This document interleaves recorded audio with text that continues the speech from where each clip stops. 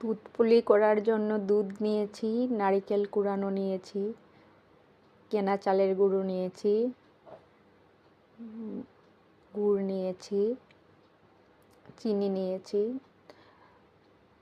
নারকেলটা গুড় দিয়ে আসাচ্ছি। এখানে 1 বাটি গরম জল ফুটিয়ে নিয়েছি।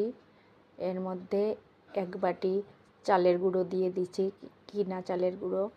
এখন ঢেকে রেখেছিলাম 10-15 মিনিটের মতো। এখন এটাকে ভালো করে 10 মিনিটের মতো মাখছি। পুলিগুলো বানিয়ে নিয়েছি, এলাচ নিয়েছি। দুধটা ফুটে উঠেছে। এখন দুধের মধ্যে একটা একটা দিয়ে দেব পুলি। হয়ে গেছে দুধ পুলিটা। চিনিও দিয়ে দিই।